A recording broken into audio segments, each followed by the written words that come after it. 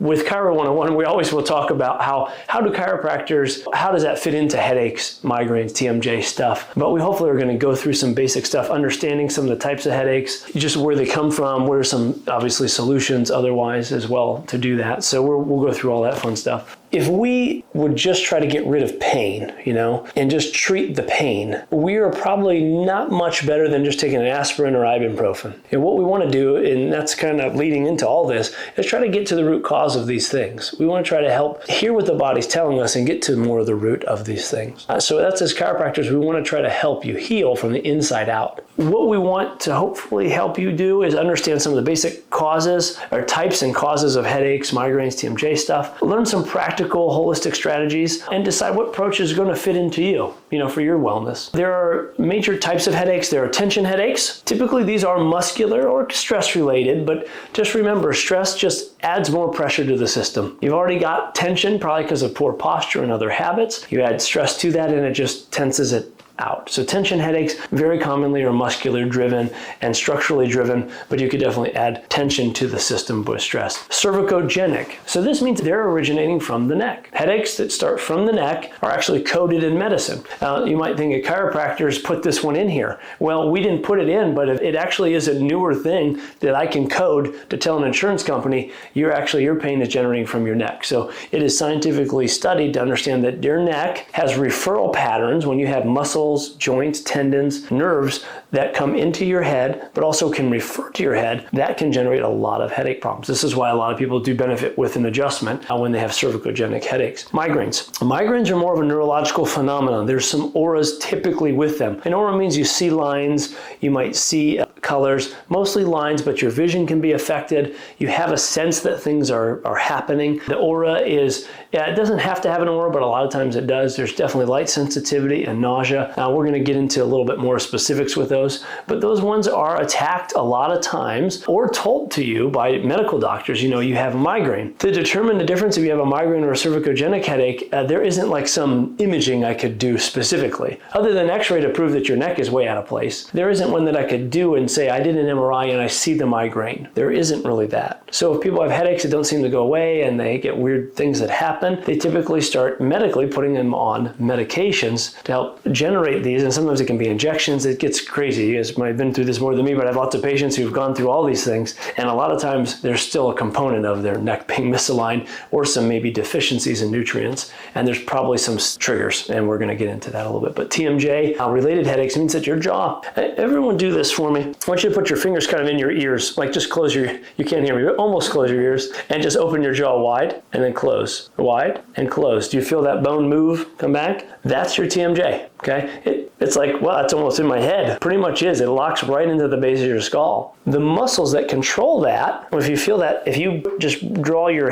fingers up from your ears, and you're going to be touching, you could kind of go in little circles, your temples, and from like your temples back, you might find little knots. Does anyone feel any little knots like in the muscles beside, like above your ears? That's your temporalis muscle. That muscle closes your jaw. So if you're clenching, grinding at night, that's stress related. Yes, we're getting into root cause, but know that jaw, and if you feel that it opens weird, if you're like, when I open it, I feel like one move then another move, you probably have some TMJ dysfunction. That could be causing some issues too. So some of the anatomy that can be a common source of headaches, the craniocervical junction, basically if you put your hand on the back of your head and you draw it down, so if you're on the bone, your skull, and you drop down to where it kind of dips in and it's soft, I want you guys all to feel that as well, if you can. Just kind of go back and forth with your fingers and feel that. Do you feel any knots or soreness in there at all? That's your craniocervical junction. When you get adjusted really high, it feels like a high release. That's your C1 vertebrae. In that back, right where it dips down, that's that craniocervical junction. There's a bunch of muscles that make a little triangle back there, and they help to move and twist and move your head. Just imagine all the ways we need to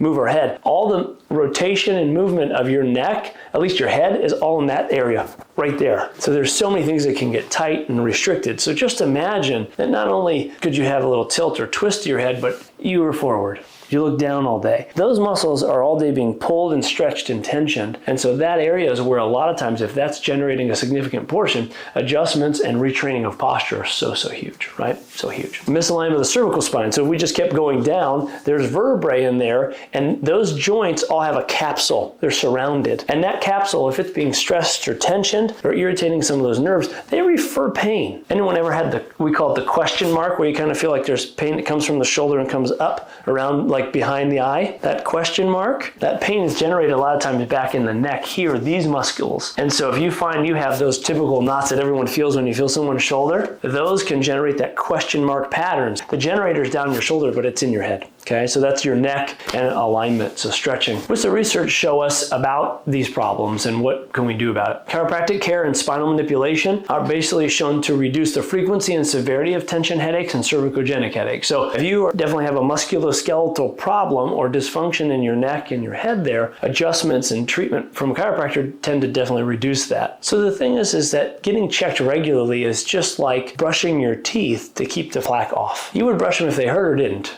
Right? The thing is that you would still take care of your mouth because you know that it makes sense to do maintenance. Your spine's the same way. Chiropractic care is a way, kind of like getting to see the hygienist weekly or every 2 weeks or every month to get that plaque off. Keep that arthritis from coming on. And as we do that, the little muscles all around your spine, there's like, I call it the rotator cuff of your spine. So like little rotator cuff muscles stabilize your shoulder so that when you move your shoulder, it's like in the right place. Your spine has a ton of little muscles. Underneath the big ones that you feel, they're all on the spine. And those muscles can get turned off. They can go to sleep. They can just kind of get weak and unstimulated because of injuries, bad postures, accidents. Those little muscles get turned off. And that's actually what causes the misalignment of the vertebrae that I put back in. So when we reset that bone and we move those back and you feel a pop, maybe you don't, but we reset those, the brain actually turns those little muscles back on. Your rotator cuff gets strong again. They get stimulated and it can help proper coordination. When they're off, it doesn't. And that's where injuries eventually happen. It doesn't happen right away when those muscles turn off. But after compensations and decades,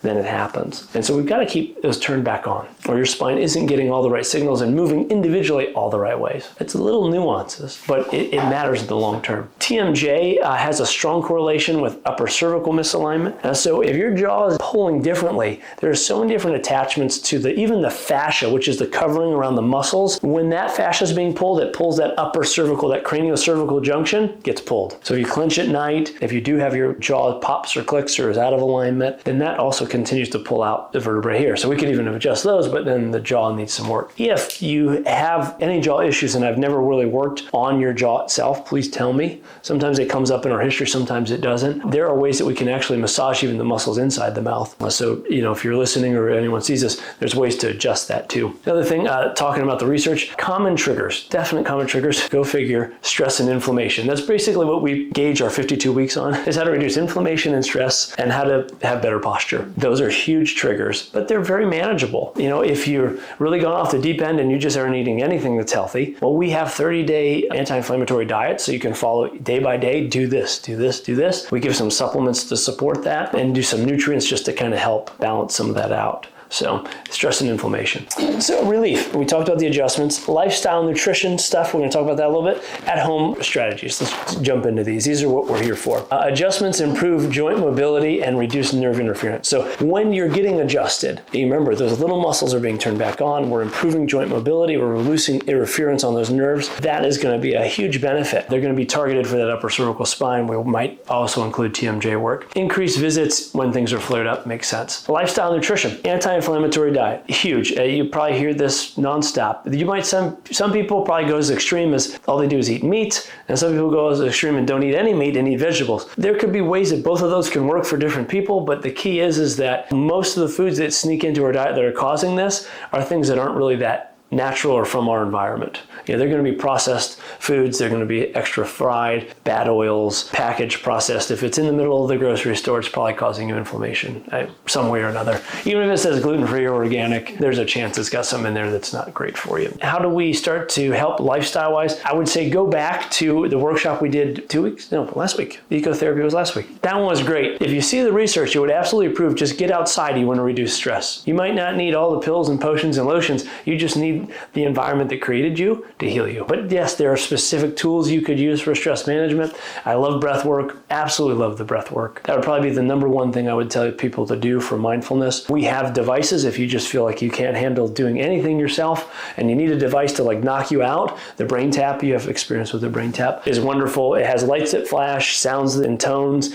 and auricular therapy lights. That's a great way. So if someone's like, you love techie stuff, you hook your phone up to it and it just tries to hypnotize you, for lack of a better word. So if you really need knocked out, that's a great way to do it. And I rent them monthly because they're really expensive units. So if people want to try them out, just let me know. But that's more for stress management. Shape Reclaimed, that program, that's that 30-day program I was talking about with other detoxification to remove the toxins. We call them toxic headaches a lot of times for people, but they're triggered headaches by foods. To know exactly what that food is tough. There are ways to do that holistically to figure that out. I've gone through a gamut of ways to test for that, but I have kind of gone to the fact of, hey, let's try more of what I call an elimination diet. Let's kind of remove a decent amount of stuff and then try to slowly add some stuff back in. Jaw stretches, neck mobility exercises, reducing muscle tension is huge. Obviously reducing the stress, but ways that you stretch your jaw, that just means kind of being mindful about your movements. The jaw stretches, you could take a little marker that you wipe off your mirror in the bathroom and just put a straight line and try to make your jaw slowly, opening it, go right down that line. Because you might find that it goes side to side.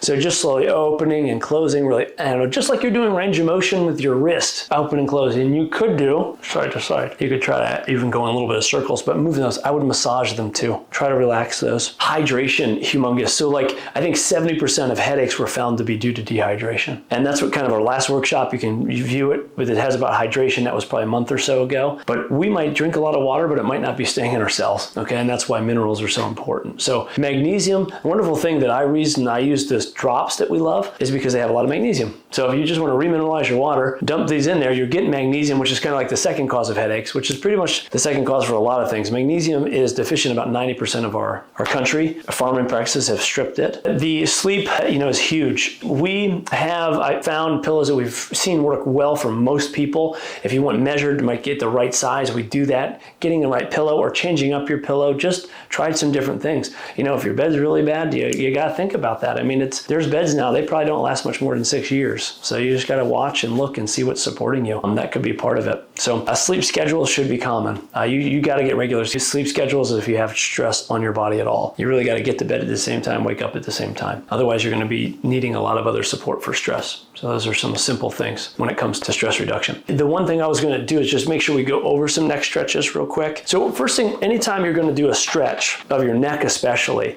what I want you to all remember is that we don't want to be in this slouched, hunched position and just try to stretch our neck. This is the beginning of the problem. We want to have great posture, number one. So we want you nice and tall. So your head should be stacked over your shoulder, or hips. If you just try to do this more often throughout the day, you might have less headaches. The next thing we're going to make sure is when you're stretching that you're keeping good alignment. So the first thing you're going to do is just tuck your chin down to your chest. Try to touch your chin to your chest. If you want a little extra pull, keep yourself real tall. Try to pull the back of your head, tuck your chin down in. Almost try to have your chin touch your Adam's apple, but stay tall. Do you feel a pull in the back of your neck when you do that if you stay tall? That's number one stretch that I would do. I'd probably hold it for 15 seconds. The other one would just be then ear to shoulder. So remember, you're maintaining this good posture and you're trying to touch your ear to your shoulder. So you're just bringing that over. You see, I'm not like coming forward with it. I'm not going backwards. I'm trying to come nice in alignment. And then if you want a little extra stretch, this is where I'd pull that ear to the shoulder, but I'm maintaining great posture to do that. Really good posture. And a little pro tip, I take my left hand, let's say we're going to the right, take your hand that's on your chair, grab your chair with that hand, grab that chair, and then let your head lean over, and do you feel that pulling already just with that? And then if you want a little extra stretch, just pull here. That's a lot more of a stretch, I bet, than just moving your head, right? And you could do that the other side. So basically, a very simple neck stretch is going to be forward, side to side, and then backwards. Now the backwards ones, I usually like to take my chin. So I'm gonna imagine there's like a clock. So 12 o'clock's in front of you. If you have like a clock on the top of your head, 12 would be forward, 6 would be like going straight backwards. I want you to turn the back of your head to like 5 o'clock and then look up. So your chin's at like 45 degrees and you look straight up. And you could hold on to the chair in the front maybe, or like the side, and just pull and really try to extend so that your face is parallel with the ceiling, but you're going at an angle. Now, I want you to slightly tilt your ear to your shoulder now, to the closer shoulder. Do you feel a little bit on the kind of different pull? Now I want you to also try this. I want you to not only do that, I want you to keep the head kind of back and tilted, but rotate your chin to the left and rotate it right, but keeping it tilted. Do you feel how that's massaging a muscle that goes all the way down your neck? It's hard to maintain all those little positions, but if you can find the muscles that are really tight, there's a little bit of motion can find where it's the tightest. You feel how it kind of sinks in? That's how you stretch your neck.